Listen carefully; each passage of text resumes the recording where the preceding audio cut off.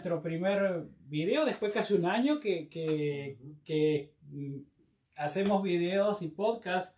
Finalmente nos decidimos a pasar a la parte de video y vamos a ver cómo sale este primero. Estamos batallando temprano con algunos problemas con YouTube, así que lo vamos a poner por Facebook. Facebook. Sí. Okay. Después te pongo el link.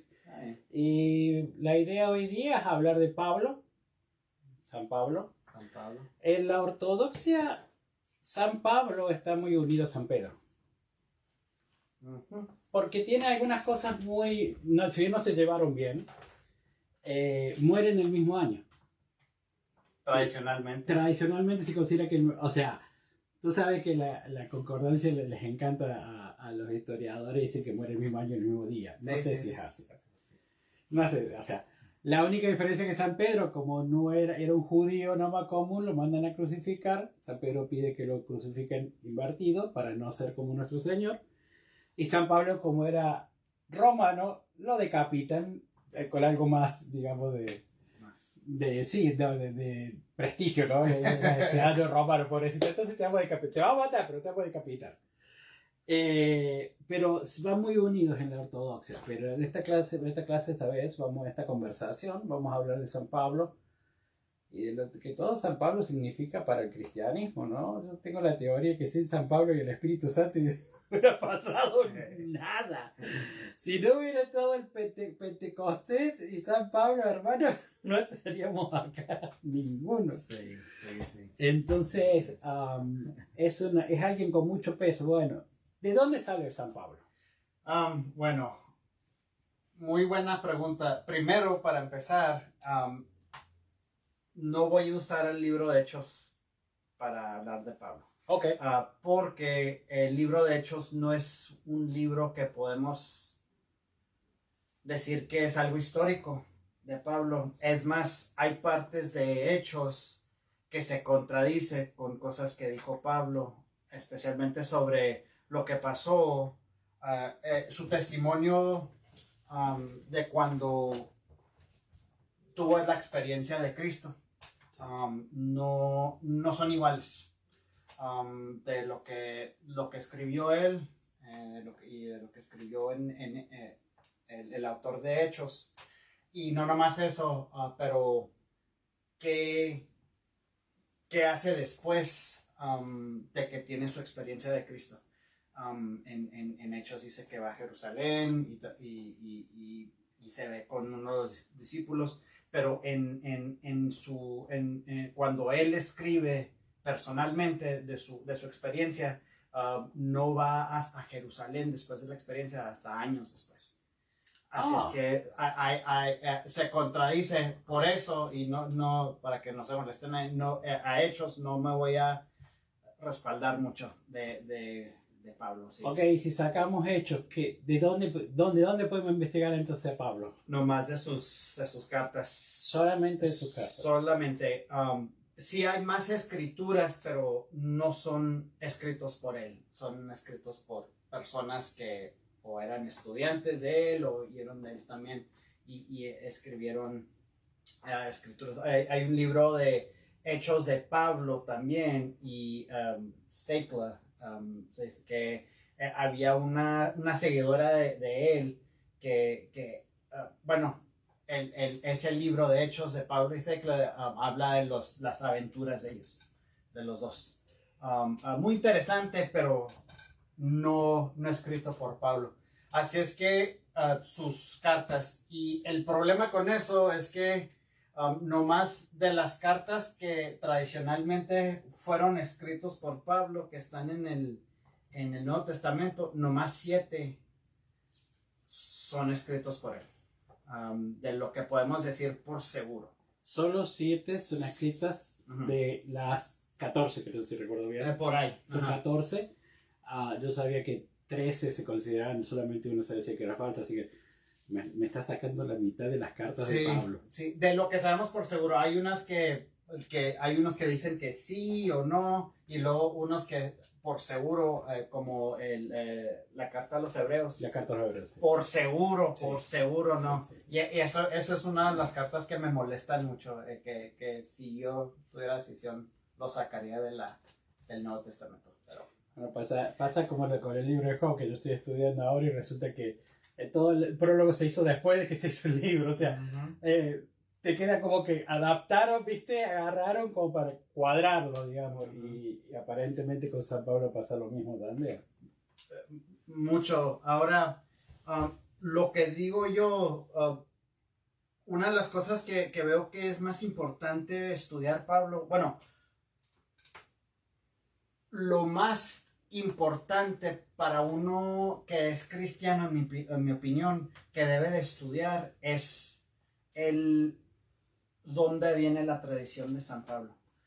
Porque hay muchos problemas de la interpretación de Pablo y cómo se formó esa interpretación, y de ahí salen más problemas, especialmente el sentimiento que el cristianismo tiene hacia el judaísmo. Mucho se centra de cómo Pablo fue interpretado y sus escrituras. Ahora, es importante saber esto. Nomás tenemos por seguro 7 cartas que sabemos que escribió. Imagínense que en 2000 años un arqueólogo, un erudito, algo que estudia de esta temporada, 2000 años antes de él, que encuentra 7 emails escritos por ti y trata de entender quién fuiste de persona con esos 7 emails. Espero que encuentre unos emails muy buenos míos y unos que no, espero que no encuentre. Y eso es lo que tenemos. Que es claro que escribió mucho más. Es más, en Corintios, cuando en la primera carta a los Corintios, dice a la comunidad que está escribiendo: estoy respondiendo a la carta que me mandaron a mí, de una respuesta que yo le mandé. Así es que es claro que escribió más. O sea que es claro que hubo como que un intercambio de cartas, que no fue solamente eso y se cerró, sino que vamos a medias. Vamos a medias con Corintios. Y eso nomás con Corintios. Es claro que escribió mucho más, con muchas más comunidades. Y lo interesante es que nomás tenemos cartas que escribió a comunidades gentiles. Sí. ¿Qué diera por encontrar una carta que escribió a una comunidad judía? Porque si hubiéramos tenido eso, hubiéramos tenido un Pablo completamente diferente. Me inclino a pensar que nunca escribió. Poco. Porque siento que Pablo era un gentil. Era un tipo con una formación importante, hablaba griego, hablaba latín, era un ciudadano romano, lo cual le daba cierto estatus. Pienso que se llevaba mejor con los gentiles que con... Cuando di la clase de Pablo una vez con unos undergrads, sí, en St. Mary's College, y a medio semestre vino una alumna y me dijo: oye, Pablo quería a los gentiles, porque parece que no. Y yo estoy de acuerdo con ella. Para mí, Pablo, primero, si me preguntan personalmente cómo lo veo yo cuando leo sus cartas y leo sus experiencias, veo una persona que fue la oveja negra. Y no porque su misión era los gentiles. No, eso era la consecuencia de ser la oveja negra. Que hay algo que no les gustaba al grupo que estaban en poder, vamos a decir, o que tenían la posición de este grupo que se estaba formando, que era basado de Jesús, las enseñanzas de Jesús, que él era la oveja negra. Y como que se ve que le dieron el trabajo que nadie podía hacer. Yo veo claramente él es la oveja negra en el sentido de que cuando ha tenido tratamientos con la iglesia formal no le fue bien. Y formal entre comillas, porque no... Sí, a iglesia primitiva, digamos, sí. lo que había en ese momento, los apóstoles. Y eso sí, eso es. Y por eso cuando yo me imagino, cuando leo sus cartas, Pablo era esto. Todos tenemos el amigo que estamos así en el grupo y llega la persona y todos, sí. Ahí llegó. Sí. Y no nomás porque cae mal, pero porque no puedes contra él, porque es más inteligente y siempre tiene la razón. Sí, sabe un montón. Sabe un montón, pero enfada. Y eso es lo que yo veo con Pablo. Porque hay etapas de sus cartas y de su vida. Y cada etapa que se ve que como que al final de primera etapa se mueve el segundo porque habían problemas. Y luego será el otro y habían problemas. Cuando uno lee a Romanos, la última carta que tenemos de él, es claro que ya se cansó de sus iglesias en Grecia. Y ya está enfadado y dice, voy para España, romanos, voy a caerles, preparen, por favor, porque nunca había conocido las iglesias de Roma, como que está pidiendo el favor porque va a llegar pidiendo posada, básicamente. Y luego de ahí se va a ir a España, pero sabemos que ahí después de eso lo arrestan. Sí, y va a Roma, pero por diferentes personas. Sí. Ok, puedo aceptar eso de que él era una consecuencia del momento y de su formación y que por eso era gentil, pero en realidad no estaba más cerca del pueblo que de... Ahora bien, el discurso que cala en los gentiles. Ajá. Esta es una pregunta complicada. El discurso que cala en los gentiles fue más efectivo que el discurso que caló en el judío común. O sea, el cristianismo sin Pablo no hubiera sido lo que es, o tal vez se hubiera quedado en una corriente del judaísmo. Ok. Difícil de responder en pocas palabras. Sí, no. Primero, voy a presentar otra pregunta primero, que en el libro titulado en inglés Paul was not a Christian, Pablo no fue cristiano. Pablo no fue cristiano. Y está en español, ese es el libro que vamos a usar para la clase, escrito por una profesora en Denver llamada Pamela Eisenbaum, experta en Pablo, judía, y lo lee así, Pablo, pero ella no es la única que está leyendo a Pablo así, y hay cristianos también que están leyendo, y voy a hablar más de este movimiento que existe hoy del estudio de Pablo, pero ella presenta una pregunta en su libro muy interesante. Si no tuviéramos a Hechos, no tuviéramos a Pablo como lo tenemos hoy. Estoy totalmente de acuerdo.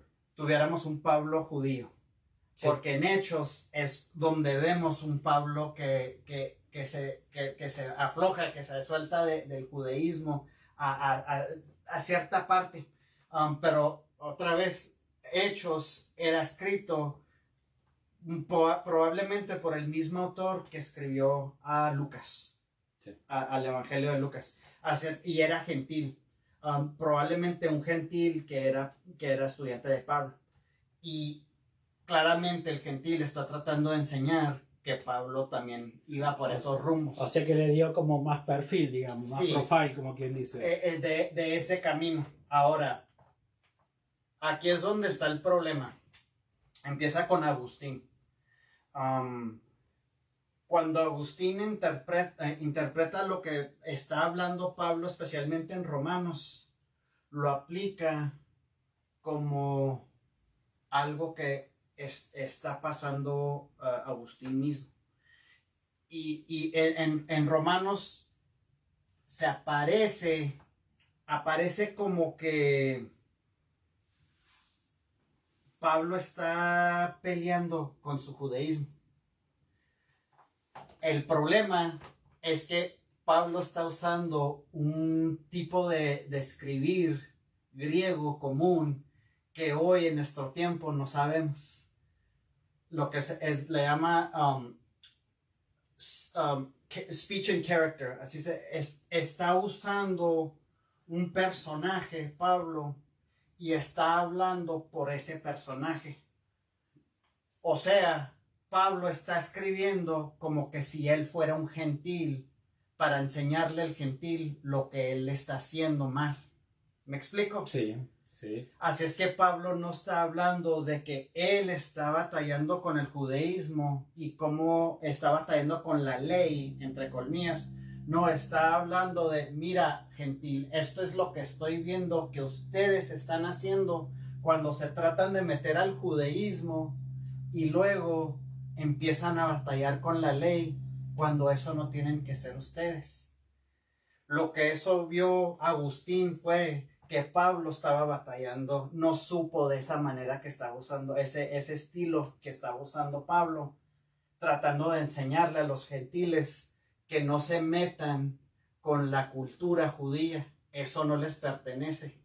Si quieren estar con Cristo está bien, pero no se metan con mi cultura. Eso es lo que está diciendo Pablo. Y donde más es con Martín Lutero. Cuando Martín Lutero agarra eso, ahí es donde el cristianismo lo agarra como que Pablo ya no fue judío, fue cristiano.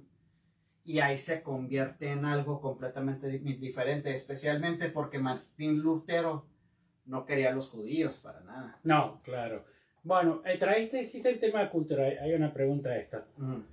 ¿Helenista, judío, una mezcla de los dos? Es muy difícil formar esas líneas. Como hoy, uno dice, soy latino. ¿Qué significa eso? Sí, ¿qué significa eso? Conozco latinos que dicen, si no hablas español, no eres latino. Y los brasileños y los que... claro, no estoy de acuerdo con esa definición, pero tratamos de poner líneas hoy, y hoy en culturas que existen hoy, que están aquí en nuestro tiempo, no podemos definirlos. ¿Cómo vamos a poder definir a las culturas de hace 2000 años? Fue muy difícil. Y es por eso mucho del estudio de Pablo es el estudio de la cultura de ese tiempo, porque ¿qué significa ser gentil? ¿Qué significa ser pagano, judío?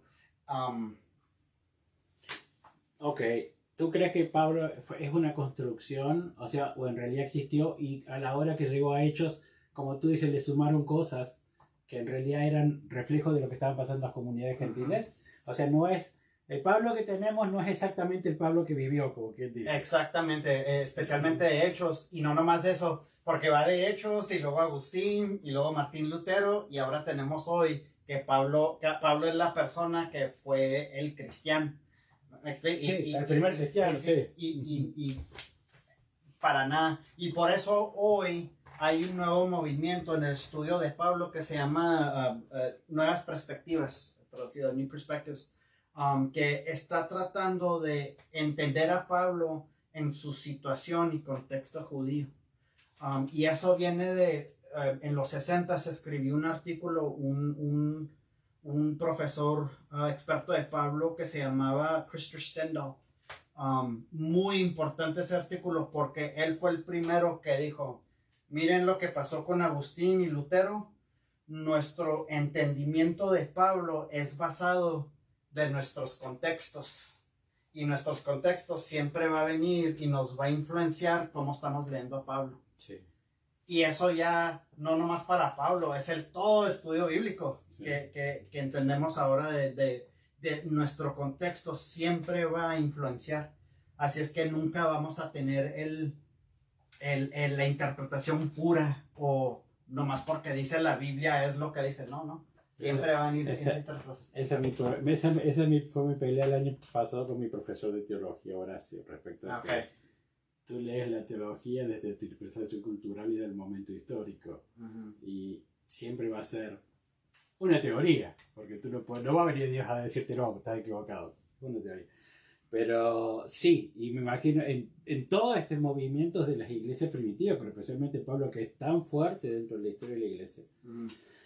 Es como dice, Agustín metió mano, Lutero metió mano. Y estamos donde estamos. Claro, pero es una de las figuras más importantes, más pivotantes en la iglesia primitiva, porque hay un corte a partir de... Eso es lo que me sorprende más, hablando de la oveja negra, que él fue el que recibió más de la atención Sí. en unir todas las escrituras del Nuevo Testamento. Pero eso más habla también de los que formaron la Biblia, qué intención tenían. Y ya cuando el Nuevo Testamento se formó como lo sabemos hoy, bueno, más o menos, ya tenían ese concepto de que Pablo se estaba separando del judaísmo. Y Sí. no era el caso, y eran ya 300 años después. Me imagino que habían escrituras y cartas del camino judío de la iglesia primitiva, pero los agarraron, me imagino, y los echaron a la basura. Estoy totalmente de acuerdo que hubo como que una separación, una elección de fuentes en algún punto, de decir esto sirve, esto no sirve, y se extendió hasta bien entrada la Edad Media y San Jerónimo, etcétera, etcétera. Y eso ha redundado en muchos problemas. Y esos textos desaparecieron en su gran mayoría. Los textos de Qumran subieron un poco, pero... pero esos eran completamente de judíos y el viejo no tenía nada que ver con el Nuevo Testamento, los de Qumran en el Mar Muerto. Así es que eso es lo desafortunado. Si encontraron una carta que Pablo le escribió a esa comunidad, olvídalo, eso hubiera sido porque hubiéramos entendido la perspectiva de Pablo hacia su comunidad judía y hubiéramos visto algo completamente diferente, porque cuando Pablo dice, siempre me batalla con esta palabra en español, la circumcision. Circuncisión. La circuncisión, Pablo no estaba contra la circuncisión, nomás contra que los gentiles lo hicieran. Nunca, esto lo puedo apostar, que nunca Pablo le dijo a un judío, a un papa judío, no circuncides a tu hijo a los 8 días. Nunca le hubiera dicho eso, porque él con toda su fe decía, yo soy judío, yo soy de este tribu, yo era esto, yo soy... Así es que nunca soltó su cultura y su creencia judía. Cuando digo que Pablo le dieron el trabajo más por la hora de ser la oveja negra, lo que es que en este tiempo había una conversación muy difícil que estaban teniendo los judíos. Cuando el reino de Dios ya viene. Sí. Cuando venga el reino de Dios, los gentiles, ¿dónde quedamos? ¿Dónde quedan? Claro, exacto. Oye, Pablo, ahí te va. Ahí te va. Y Pablo se quedó con, pues, ¿qué hago con esto? Y ahí es donde usó a Jesús. Jesús, lo que dice, ya sé que les va a molestar a mucha gente lo que va a decir, pero lo que parte del argumento del libro que vamos a leer, Eisenbaum, dice que Jesús nomás era para los gentiles, no para nadie más.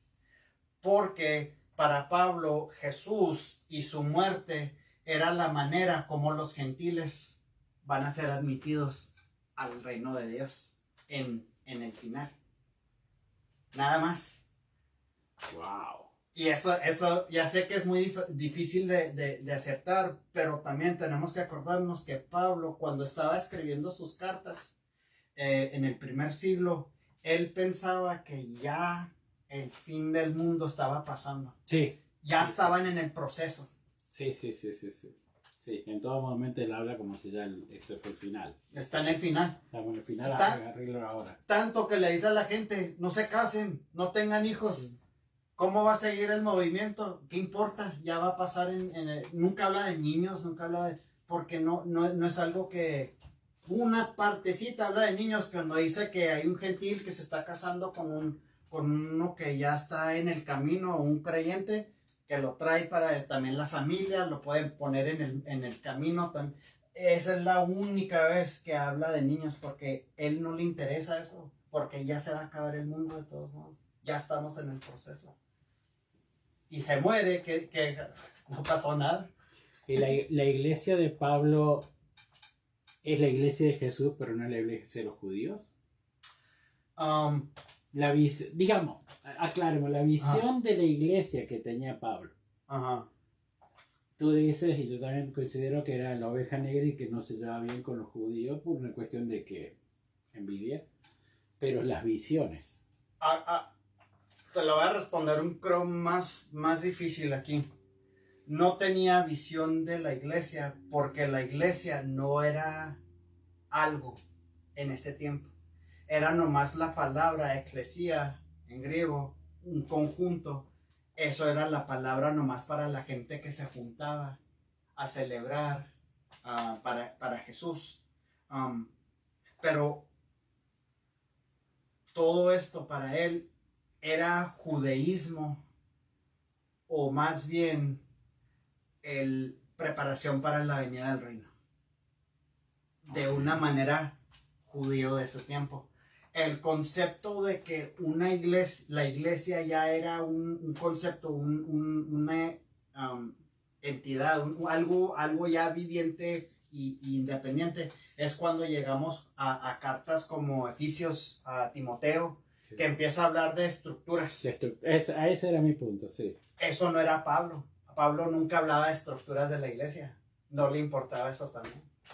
Sí, era uno a uno. Pablo iba uno a uno. O sea, era estas iglesias primitivas que están juntando en las casas, ni siquiera van a las sinagogas, es diferente.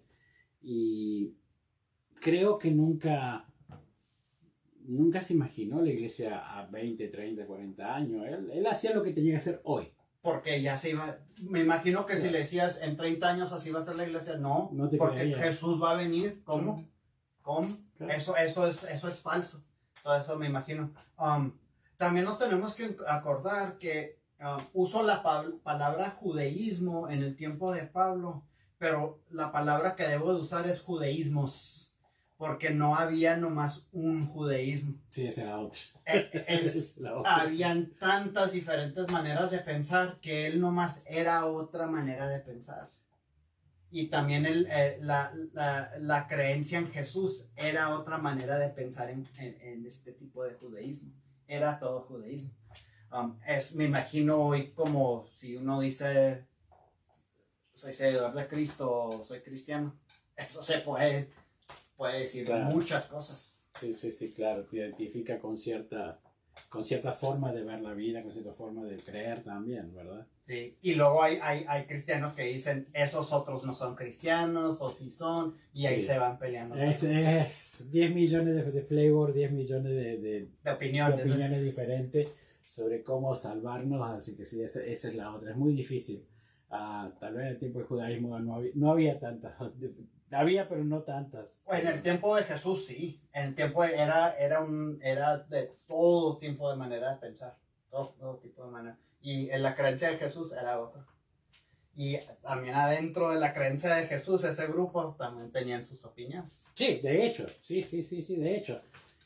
Es más, el hecho de que las iglesias, las mismas iglesias fundadas por los apóstoles, San Marcos con la iglesia copta, Santo Tomás nosotros con católicos ortodoxos, sí, creemos, pero no somos lo mismo. El cristianismo con su dentro del mismo núcleo de los apóstoles, habiendo recibido Pentecostés, si cada uno después arrancó, más o menos globalizando, pero en diferentes vías, formas y diferentes celebraciones incluso. No fue. Yo me atrevo a decir que incluso hasta antes del gran cisma nunca hubo un pensamiento homogéneo. El hecho de que Arrios tenía un montón de seguidores entre los ortodoxos que quedaron muy mal parados después que siempre hubo estos movimientos internos dentro de la religión que son totalmente normales, ¿no? Son muy normales. Son humanos, o sea. Sí, todos vamos a tener nuestras opiniones. Sí, todos tratamos de decir que estamos en el bien, no en el mal. Así que la mejor aproximación a San Pablo entonces es a través de sus 7 primeras cartas. Sí, y la mejor manera de leer a Pablo es estar consciente de cómo lo estás leyendo tú. Y tú, ¿qué estás trayendo a la conversación cuando estás en conversación con Pablo, con sus cartas? Porque si uno lee y ve que dice algo de la ley. En nuestros tiempos hoy, inmediatamente asociamos la palabra ley con judaísmo. Sí. Y que está hablando de algo negativo, cuando eso no es el caso. Hay instantes en Romanos donde dice que la ley trae salvación. Y así es que no, cuando es muy importante que cuando veas especialmente una palabra que es asociado inmediatamente con algo global, que eso no era el caso para Pablo. Pablo usa palabras como ley, como fe, como hechos, todo. Intercambia, lo usa en Romanos lo usa de una manera, en Gálatas lo usa de otra manera, así es que tengan cuidado, porque Pablo se contradice muchas veces. Está escribiendo a diferentes comunidades, y esas comunidades, Pablo también es muy inteligente, se ve cómo dice el mensaje para convencer al que está tratando de convencer. Y hay veces que tienes que decir cosas de cierta manera para que puedas convencer esos individuos, especialmente cuando estás enojado. Si lees a Gálatas, está súper enojado, ya está cansado. Sí, está cansado de los Gálatas. De toda la región, y cuando escribe a los romanos es como un poco más, porque está tratando de otra vez quiere que le den dónde quedarse cuando vaya a España. Cuando lees ¿cómo se dice en español? Thessalonians, Thessalonians, sí. Sí, la primera carta. No sabemos si es su primera carta que escribe a su comunidad, pero es el principio de su etapa cuando empieza a formar las iglesias en la región de los gentiles. Así es que todavía se ve que tiene esa pasión, que todavía está como cuando ves un maestro nuevo que ahí está y todavía ya después de 20 años ya estoy cansado de ustedes. Se ve claramente esa. El episodio de conversión de Pablo, ¿tú crees que es histórico? ¿La qué? El episodio de la conversión de Pablo. Que Pablo iba, lo tira el Señor, le dice, ¿por qué me estás persiguiendo? Se pone ciego, van a ¿En Hechos? Sí. No. Yo siempre tuve la impresión de que no. No es. Y porque digo que no, porque esa es una de las partes que se contradice con su experiencia en Gálatas, que dice que de lo que ve. Y bueno, no ve nada. No dice que ve algo. No dice que tiene una experiencia de Jesús. Eso puede ser interno. Sí. No. Así es, y voy a creer más a él que a una escritura o a un texto que escribió mucho después de que vivió él. Porque también cuando uno lee a Lucas y también a Hechos, se ve que hay una intención ahí. Porque todos los autores tienen una intención. Sí. Eso no estoy diciendo que es una conspiración, No. Yo creo que a veces el evangelio tiene esas cosas como que se busca acentuar algo, entonces se hacen esas, porque eso se sabe que va a apuntar. Para mí la conversión de Pablo en ese punto de Hechos, si la leo, me parece algo que podría haber pasado en el Antiguo Testamento.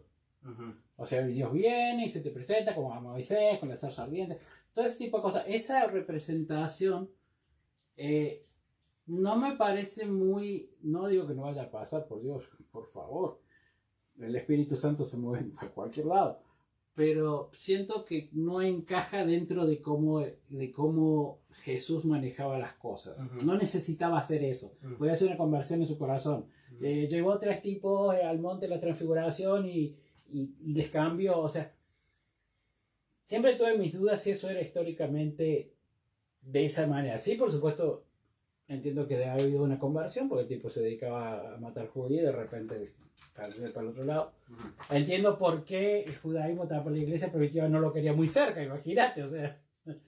Pero siempre me hizo ruido esa parte de Hechos, como diciendo, no, como que no encaja. Ahora usas una palabra muy interesante, conversión, que se convirtió Pablo. Uh-huh. En la nueva perspectiva de estudio del Pablo, no usamos esa palabra. Okay. Porque siempre fue judío. Otra vez, no había cristianismo. Así es que no había una religión no había nada para convertir. Sí. Pero sí hubo un cambio, claro, hubo un cambio porque sí era seguidor y luego no. Y eso sí también lo dice en sus cartas. Dice, yo sí seguía los que seguían a Jesús, sí. porque no sea cristiano. Pero de cambiar de una religión a otra, eso fue el efecto de lo que hizo Agustín y luego otra vez con lo que pasó con Martín Lutero, y lo que usaron mucho para eso fue su experiencia de Hechos, porque Hechos sí enseña, sí depicta una persona que va de una fe a otra fe. Eso sí se ve en Hechos, pero porque es un gentil escribiendo, que también fue de una manera de pensar cultural a otra. Sí, como tú dices, también era una forma de darle salvación a los gentiles, ¿no? A los ricos. O sea, hey, pues ustedes también pues ya les había dicho Jesús que era más fácil que pasar un camello por la hoja, otra parte que está mal traducida, pero bueno. Entonces imagínate, al menos Pablo le da la salvación a los gentiles, le abre las puertas del cielo. Para entrar al reino cuando venga. Exacto. Y eso fue para Pablo, otra vez, porque estoy de acuerdo con Eisenbaum cuando dice, eso fue el propósito de Jesús y la crucificación. Fue para decirle a los gentiles, mira, Él murió para que ustedes tuvieran acceso a eso. Y eso es lo que escribo en mi tesis, cuando escribo lo que escribí para mi doctorado, que después estoy trabajando en un libro para eso.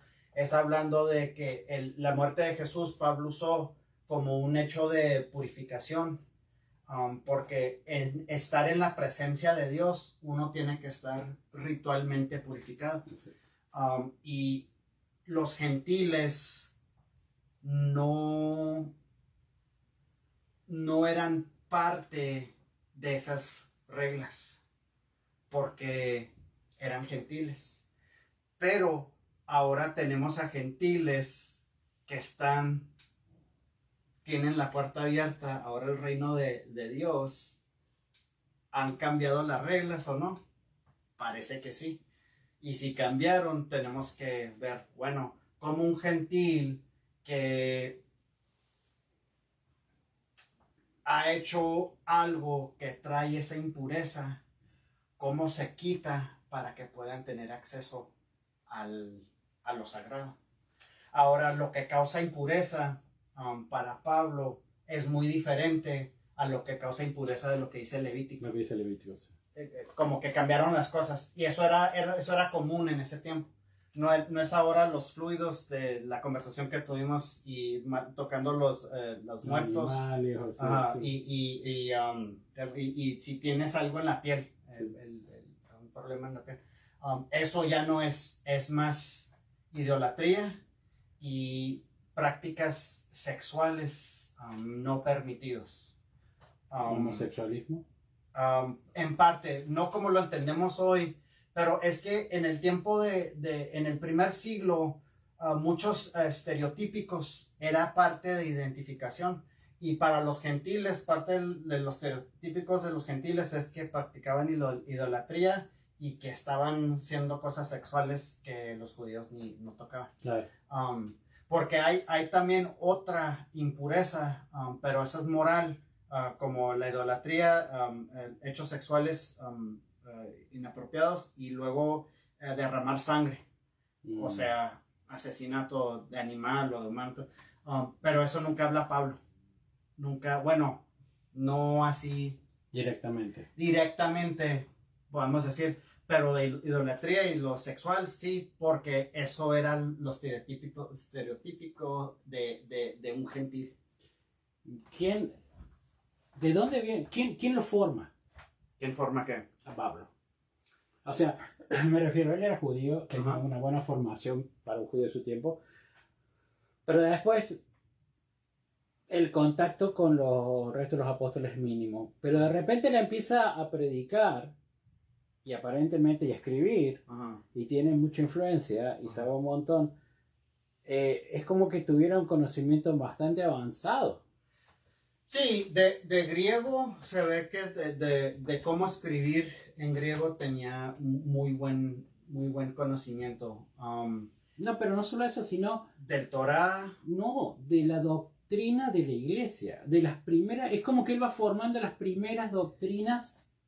Pero es que esa es la cosa, ¿Se que puede las decir? doctrinas se crearon después de eso. Así es que verlo ya después se ve que las doctrinas están ahí muy claramente, pero es porque las doctrinas se formaron de eso.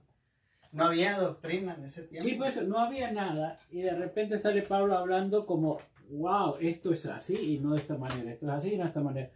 Es como que es muy seguro y empieza a generar, las doctrinas se generan a partir de los escritos y de las cartas de él, pero él, yo no sé si intuitivamente o alguien le dijo, bueno, mira, los tiros van por acá, la cuestión va por acá, o el Espíritu Santo. Bueno, pues sí, quizás lo que puedo decir es esto, es que las cartas que tenemos es en su tercera parte de su carrera, así es que es mucho después, así es que de repente, quizás no, quizás tuvo años de formar eso y otra vez no tenemos a otras escrituras que escribió anterior. Sí, no sabemos si primero estaba batallando con o qué hago con esto, qué hago con...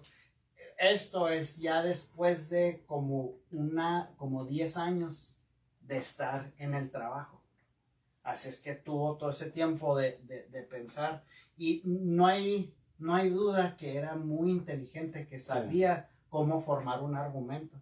El argumento que sale con lo de Abraham y circuncisión es un argumento que no se puede salir en Romanos y Gálatas. Es un argumento perfecto en mi opinión. Sí, así es que no, eso sí puedo decir, pero de saber cuánto tiempo, no sé, no podemos saber, pero sí tuvo. Esta es la tercera etapa de su carrera. ¿Tú estás escribiendo un libro sobre Pablo? Sí. ¿Para cuándo lo vamos a tener? Espero, tengo 2 años para terminarlo, pero espero tenerlo terminado en el año. Un año. Pablo sigue siendo una de las figuras más atrayentes de la antigüedad y es una figura que interpela incluso la iglesia de hoy día. O sea, hay mucha curiosidad sobre Pablo. Aún así, el año que viene tú vas a dictar un curso de Pablo. Sí, voy a dar el curso de Pablo. Ahora, el argumento que va a ser mi libro, que hace mi tesis en lo que hice para mi doctorado, y esto ya sé que les va a molestar mucho, es cuando hablé de los hechos de impureza que estaban haciendo los gentiles, de idolatría y de los hechos sexuales. Eso es lo que... Ese es el pecado, entre comillas, porque también esa palabra hamarquía en griego no es como lo entendemos hoy que es el pecado, significa impureza, una impureza por un contacto o un hecho. Y en los hechos de que está hablando él es de la idolatría y los hechos sexuales que hacen los gentiles. Y cuando Jesús murió en la cruz, era nomás para esos hechos, para que le quitaran la impureza a los gentiles, para que tuvieran acceso a lo sagrado en el reino de Dios. Nada más. Ya sé que es completamente lo contrario de lo que dice hoy, lo que fue el sacrificio y la muerte de Jesús hoy en nuestro tiempo, que fue para todo el pecado, para todo el mundo. Eso no va a ser el argumento en mi libro. Y eso no creo que es lo que estaba haciendo Pablo cuando estaba escribiendo sus cartas y trayendo a los gentiles al movimiento. Bueno, esperamos entonces el libro y el semestre que viene en Berkeley School of Theology tú vas a dictar, Pablo, en español. En español. ¿Va a empezar el semestre? ¿Empieza? En febrero. En febrero, así que estén atentos, el link va a estar abajo, yo lo voy a dejar, que se pueden comunicar. Por esto cualquiera de las otras carreras que tiene School of Theology, que son un montón. Sí, pero si están interesados más, pueden tomar esa, porque esto es un semestre y mínimo para hablar, para entender dónde vienen todas estas ideas. Sí. Pero esto nomás es un... Es apenas, sí, me imagino que hay para mucho más. Bueno, te agradecemos que hayas estado de nuevo acá. Muchas gracias. Y vamos a seguirnos juntando, vamos a ver si hacemos más estas conversaciones ágiles online. Online Y por video. Ok. Muchas gracias. Nos vemos. Hasta luego.